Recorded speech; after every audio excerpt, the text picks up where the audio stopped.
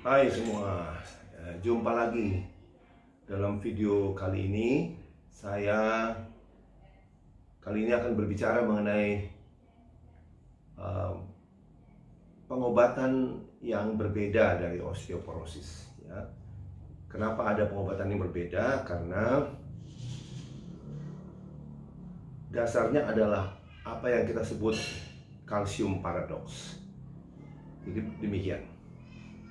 Osteoporosis itu diketahui sebagai kondisi di mana tulang kekurangan kalsium, ya, tulang kekurangan kalsium, sehingga pengobatan konvensional selama ini selain obat osteoporosis juga diberikan kalsium.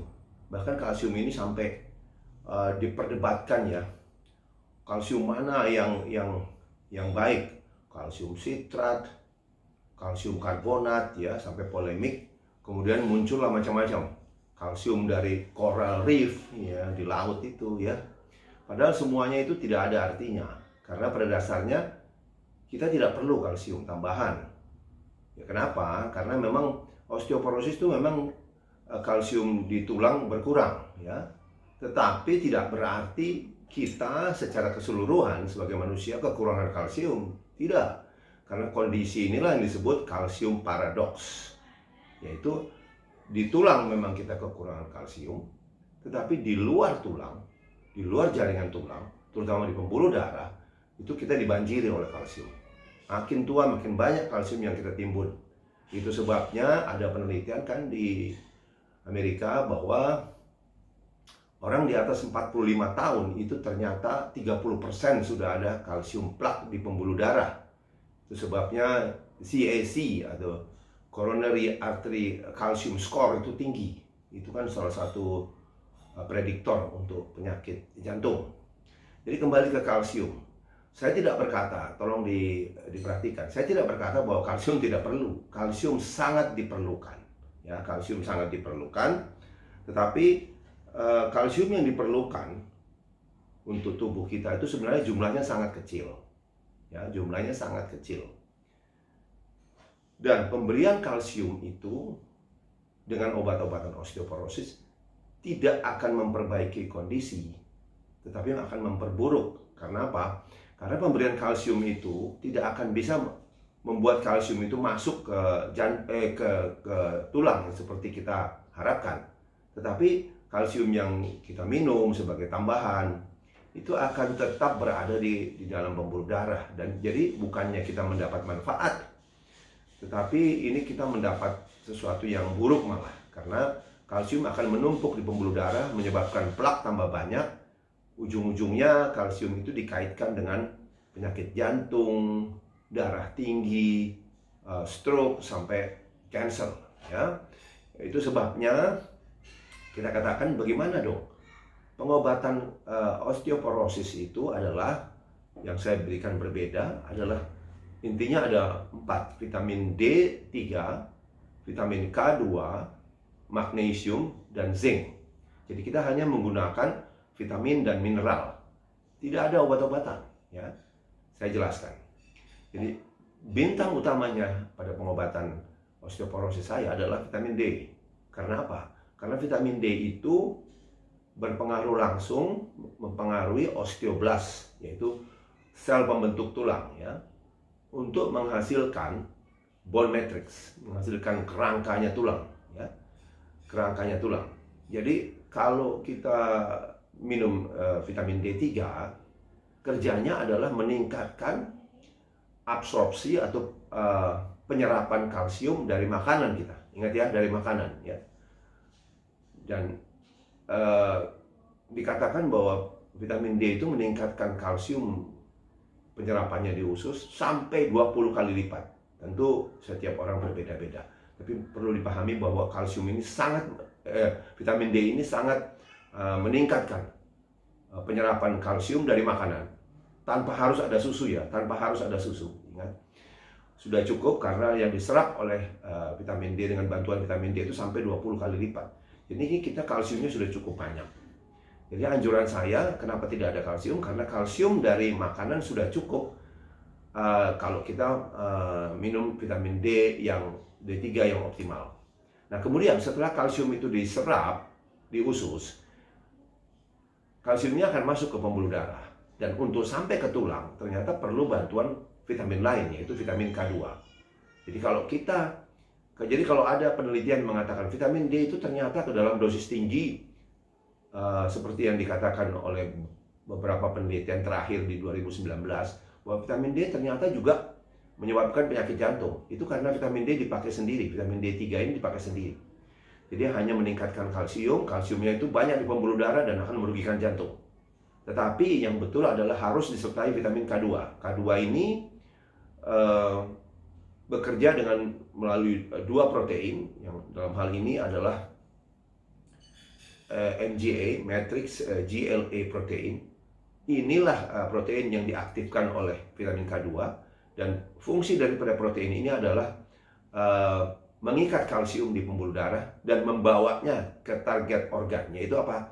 Itu tulang dan gigi. Jadi seperti ibaratnya vitamin K2 ini adalah penyapunya ya, supaya kalsium itu tidak numpuk di pembuluh darah ya. Diikat, disapu, kemudian dibawa ke tulang dan gigi. Demikian. Jadi harus disertai itu. Kemudian kalau pertanyaannya, kenapa ada magnesium, kenapa ada zinc? Magnesium itu berfungsi untuk mengaktifkan vitamin D3. Jadi vitamin D3 yang kita minum sebagai suplemen atau dari sinar matahari pun, itu semua bentuknya tidak aktif. Ya, 25 hidroksi vitamin D. Harus diaktifkan dulu di ginjal untuk menjadi 125 dihidroksi vitamin D. Ya, itu baru bentuk aktifnya. Jadi proses pengaktifan dari vitamin D yang tidak aktif menjadi aktif di ginjal itu memerlukan kofaktor magnesium, ya. Dan bukan hanya itu, fungsi magnesium juga adalah untuk meningkatkan penyerapan vitamin D. Jadi kalau kita minum vitamin D, itu diserap di usus, penyerapannya ditingkatkan oleh magnesium, ya. Dan mengenai penyerapan vitamin D di usus ini, yang meningkatkan selain magnesium adalah zinc. Makanya dipakailah dua mineral ini. Jadi in summary, pengobatan yang berbeda dari saya adalah kita hanya memakai vitamin D3, vitamin K2, magnesium, dan zinc. Sedikit saya tambahkan, kalau secara konvensional, biasanya dokter memberikan golongan bifosfonat. Ya, saya tidak pakai golongan bifosfonat. Kenapa? Karena kalau kita lihat, golongan bifosfonat ini tidak merangsang osteoblast. Jadi tidak merangsang pembentukan sel tulang baru. Tetapi golongan bifosfonat ini hanya menahan kerja dari osteoklas. Osteoklas itu adalah sel penghancur tulang. Jadi ya katakanlah sel penghancur tulang. Karena di dalam tulang kita itu ada dua sel ya, osteoblast dan osteoklas. Osteoblast yang membentuk tulang baru, osteoklas yang menghancurkan tulang lama. Karena tulang adalah jaringan hidup, living tissue. Jadi itu tidak mati. Jadi terus dirusak sehingga dibentuk tulang baru, dirusak, dibentuk tulang baru. Nah, pada osteoporosis sebenarnya adalah pembentukan tulangnya kurang, jadi sudah kurang, kemudian penyerapannya juga tetap berlangsung, sehingga hasil akhirnya tulang itu makin tipis karena tidak dibentuk baru, tapi terus diserap, ya, dirusak. Nah, memang golongan bifosfonat ini obat yang terkenal sebagai obat osteoporosis. Dia menekan osteoklas. Jadi apa? Jadi tulang yang mau dirusak itu ditahan. Nah, waktu Anda periksa BMD, bone mineral density, kepadatan tulangnya memang naik.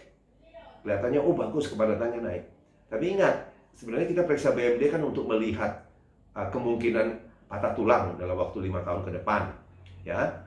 Ternyata walaupun BMD-nya bagus, artinya tulangnya padat, tapi kualitasnya jelek. Ya, BMD itu hanya melihat kuantitas dari tulangnya padat. Tapi isinya tulang-tulang tua, sehingga apa yang terjadi? Itu rapuh, itu brittle bone.